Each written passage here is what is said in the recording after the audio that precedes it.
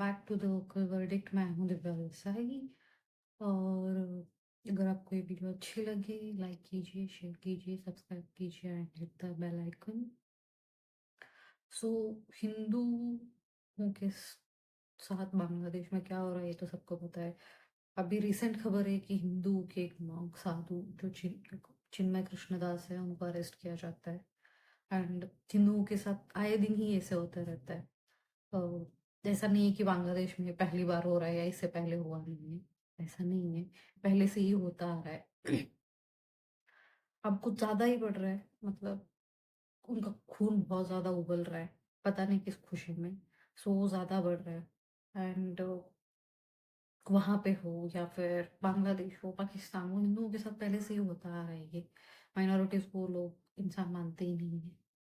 सो इसीलिए बोलते हैं ना कि जो हमारे यहाँ से सीएए या एनआरसी की जो कर रहे हैं ना, ये इसीलिए इम्पोर्टेंट है। कुछ लोग नहीं समझते, पर हाँ ये इम्पोर्टेंट है, ये होना चाहिए। हो भी रहा है, पर मुझे लगता है कि ये और रैपिडली होना चाहिए और एकदम फास्ट फॉरवर्ड होना चाहिए। इसके ऊपर कुछ ज़्यादा तशद्दुद है कि चिन्मय कृष्णदास, उनको अरेस्ट किया जाता है एयरपोर्ट में। इस चक्कर में कि उन्होंने बांग्लादेश के जो झंडा है, उस झंडे के ऊपर सनातनी जो हमारा भगवा झंडा है उसको लगा दिया। तो उनको वहां से अरेस्ट किया जाता है, उनको अरेस्ट करके लेके जाते हैं। एंड उसके बाद कोर्ट में जब लेके जाते हैं वहां पे उनको बेल नहीं मिलता, उनकी बेल रिजेक्ट हो जाती है। एंड उनकी कोर्ट ने बोल दिया कि इनको किसी भी हालत में हम लोग बेल नहीं देंगे।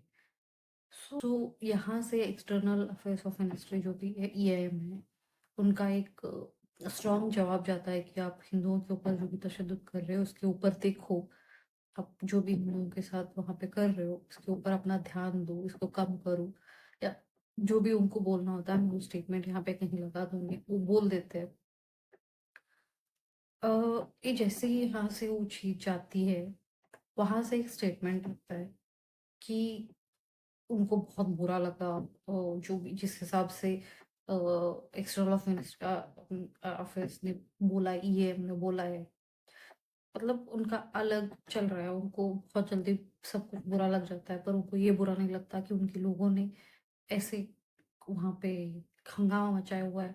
उस पर उनको कभी बुरा नहीं लगता, बिकॉज ऑब्वियसली क्यों बुरा लगेगा? जो आप करोगे आपको उस पर तो बुरा लगेगा नहीं ना, तो करते जाओगे। आप क्यों रोकोगे?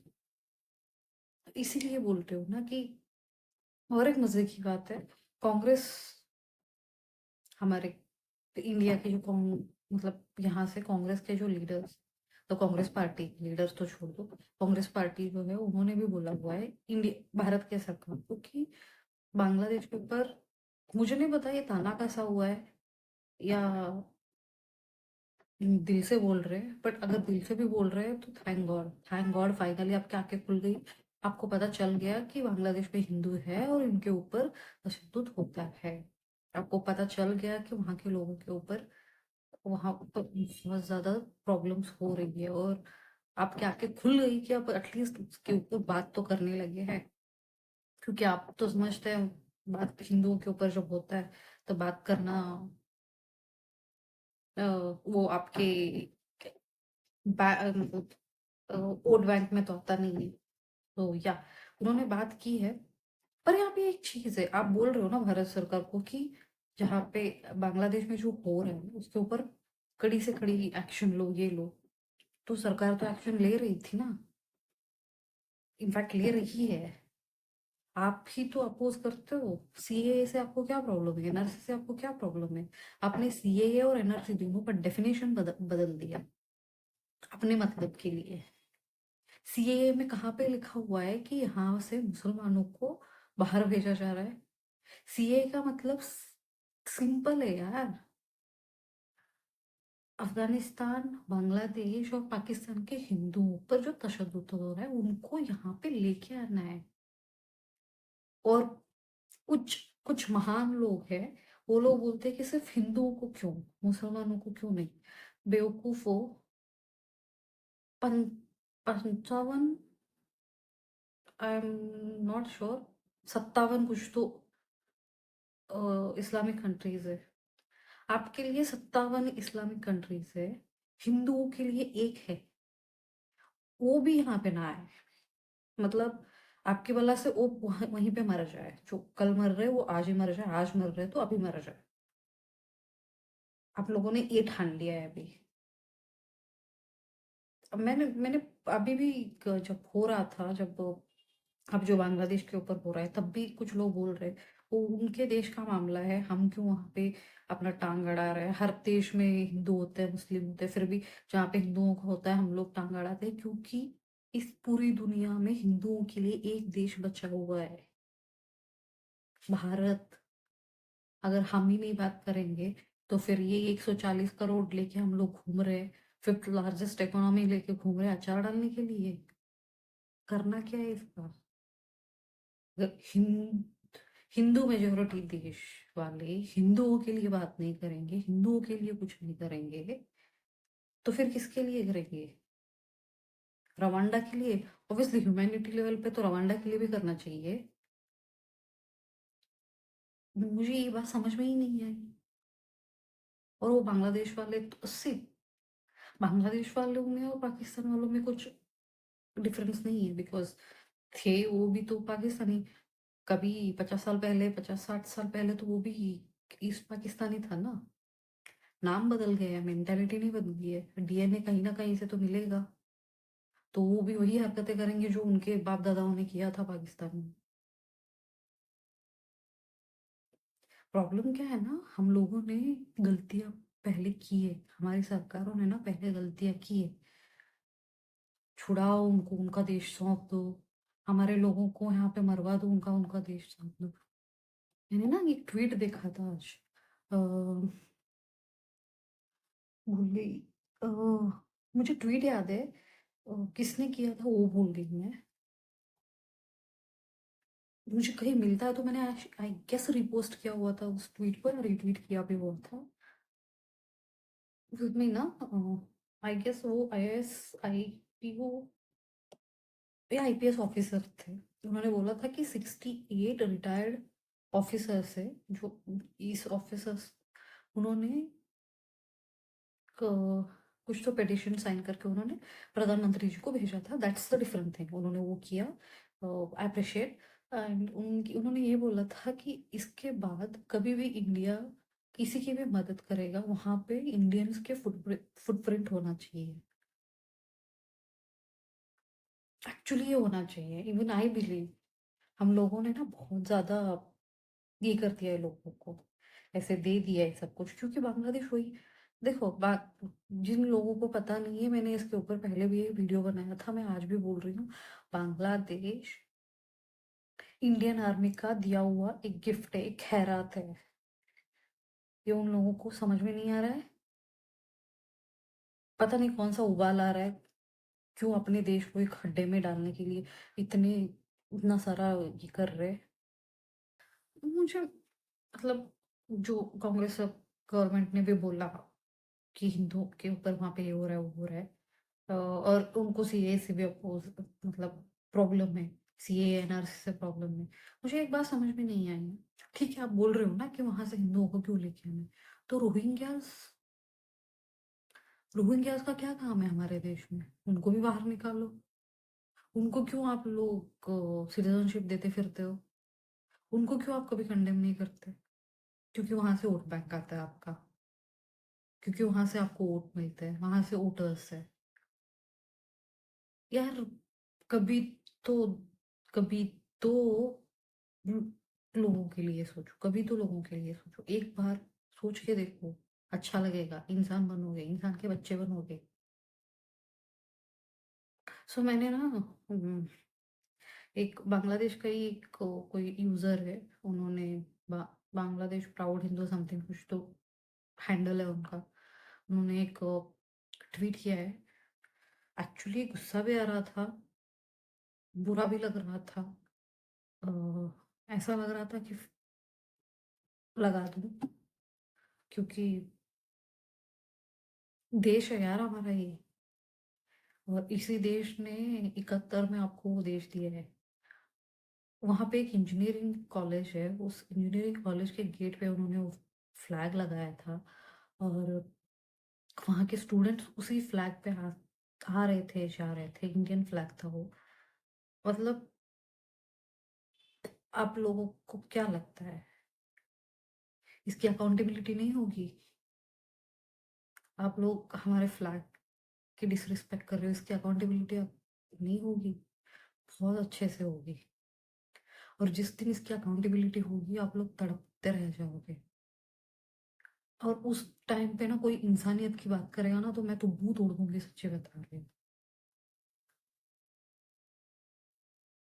मतलब हमें ना ये सिखाया जाता है हमारे घर में कि झंडा किसी का भी हो,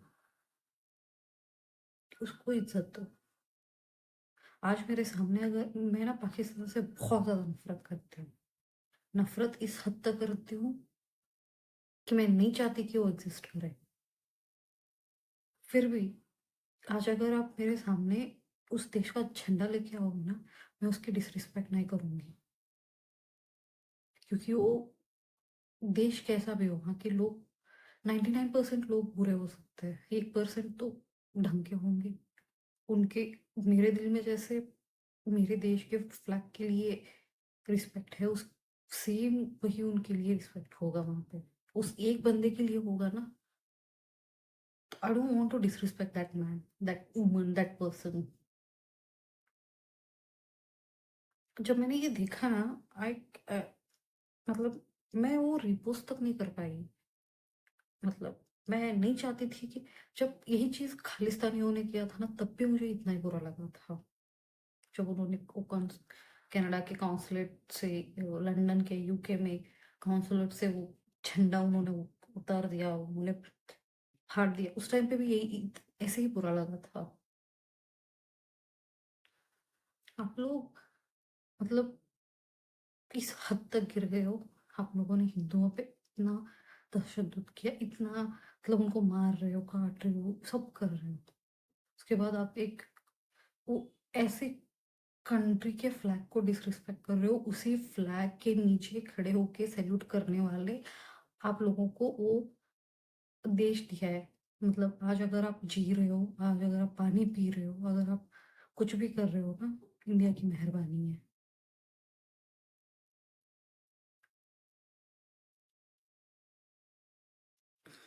एक न्यूज़ है, आईपीएल में कोई भी बांग्लादेशी क्रिकेटर का ऑक्शन में नाम नहीं आया है। मतलब बांग्लादेश में से कोई भी अभी आईपीएल में नहीं खेलेगा। Very good, appreciate. तो वहां से उबाल आ रहा है कि बीसीसीआई ने हमारे साथ साजिश की है, आईपीएल तो लेना चाहता है पर बीसीसीआई ने ये नहीं किया, वो नहीं किया है। Are you mad? पागल कुत्ते ने काटा है आप लोगों को? बीसीसीआई और आईपीएल कब से अलग हो गया? बोलने से पहले सोचोगे नहीं? या पाकिस्तान के हिस्से हो ये साबित करने का इतना उबाल आ रहा है आप लोगों को कि हर दिन साबित करने पे तुले हुए,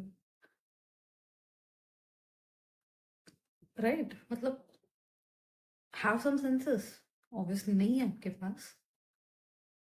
ना सीए इम्पोर्टेंट है, इसीलिए एनआरसी इम्पोर्टेंट है। आई होप कि अब जो भी हो रहा है वहाँ पे, तो उसके ऊपर कड़ी से कड़ी एक्शन ली जाए। मतलब अभी अडानी ने तो उनका बिजली बंद कर दिया। मैं चाहती हूँ उनके घर, मतलब इंडिया से जो भी 1% उनको कुछ भी चाहता है ना, वो सब बंद हो जाए। जिस हिसाब से मोदी जी ने पाकिस्तान को कटोरा लेके पूरी दुनिया में घूमने के लिए मजबूर किया है ना, मैं चाहती हूँ उससे बदतर हाल हो जाए इनका। इन लोगों को ये एहसास हो जाए कि इंडिया के बिना हमारा कुछ नहीं है। हम लोग बने भी थे इंडिया के मेहरबानी से। उनको ये समझ में आना चाहिए। एंड आई होप कि ये जल्दी से जल्दी हो जाए। आपको पता है यहाँ से ना कुछ लोग हैं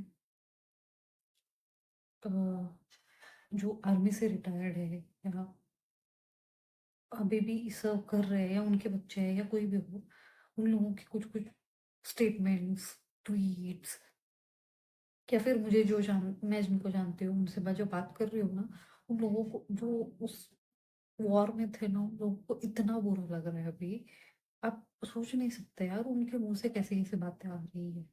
लिटरली मैं बोल रही हूँ, मैं ऐसे ही नहीं बोल रही हूँ, मैंने बात की है, मैंने ट्वीट्स पढ़े हैं, अगर मुझे कोई ट्वीट्स मिलता है तो मैं वो भी लगा दूँगी। जब कोई भी वॉर होता है ना उस टाइम पे एक बैच मिलता है। अ, जो वो उस वॉर में होता है ना वो बैच मिलता है। मुझे ना आज किसी ने वो बैच शेयर किया था and the one of my friend वो बैच शेयर किया था and he said see the same batch what you have in your house. मतलब मेरे दादू भी थे, मेरे ग्रैंडफ़ादर थे वहाँ पे उस वॉर में। सो उन्होंने मुझे वो शेयर किया है, उन्होंने बोला कि जो तेरे दादू के पास है वो सेम मेरे दादू के पास भी है and see what we are seeing too. जब उन्होंने वो उस चीज़ के बारे में वो बात की ना तो आई फेल्ट लाइक यार ऐसी क्या गलती हो गई थी? मतलब ऐसी क्या कमी रह गई थी कि ये लोग उल्टा ऐसे I am not able to even make my mind कि कैसे कर सकता है कोई किसी के ऊपर इतना तशद्दुद। मतलब इतना तशद्दुद कि वो बंदा वहां से भाग जाए या खुद की जान ले ले। एनआरसी बहुत इंपॉर्टेंट है, रैपिडली काम होना चाहिए इसके ऊपर। और जो लोग यहाँ पे है जिनको इससे प्रॉब्लम है उनको या तो जाके सीएए या एनआरसी का जो भी ड्राफ्ट है वो पढ़ना चाहिए। अकल के अंधों, आप लोगों ने उसका डेफिनेशन समझा नहीं है, जाके पहले उसका डेफिनेशन समझो। अगर डेफिनेशन समझ में नहीं आया तो चुल्लू में भरवानी में डूब के मर जाओ। कोई 2 कौड़ी का कोई पॉलिटिशियन आके आपको कुछ बोल देता है, 2 कौड़ी के कोई भी सेलिब्रिटीज़ आके आपको कुछ भी बोल देते हैं, उस पे भरोसा करके बॉयकॉट सीए, बैन सीए, ये वो करके फलाना-ढिमकाना, वो सब जब चलाते हो ना कुछ नहीं होने वाला है उससे। आप अकल लगाओ, इंसान के बच्चे बनो और इंसान की तरह ही सोचो। दुम्बे की तरह मत सोचो, पागलों की तरह मत बिहेव करो। फिर उन लोगों में और आप लोगों में कोई ज़्यादा फ़र्क नहीं रह जाएगा। बस वो लोग फिज़िकली हार्म कर रहे हैं, आप लोग खुद को हार्म कर रहे हो मेंटली। फिर से एक बार मैं ये चीज़ मैंने पहले एक वीडियो में बोली थी, आज भी बोल रही हूँ। मैं आई गेस इसके बाद हमेशा बोलती रहूँगी जब भी बांग्लादेश की बात आएगी। बांग्लादेश बना था इंडियन आर्मी के रहमो-करमों पे। बांग्लादेश चल रहा है इंडिया के रहमो-करमों पे। सो वहाँ के लोगों को ये हर दिन उनको एहसास होना चाहिए, उनको वो फ़ील होना चाहिए कि उनका देश है सिर्फ़ इंडिया के नाम पे। सो यस, ये थी आज की वीडियो। आपको कैसी लगी? आप प्लीज़ अपना ओपिनियन कमेंट में बताइए। लाइक कीजिए, शेयर कीजिए, सब्सक्राइब करना मत भूलिए। जय हिंद, वंदे मातरम।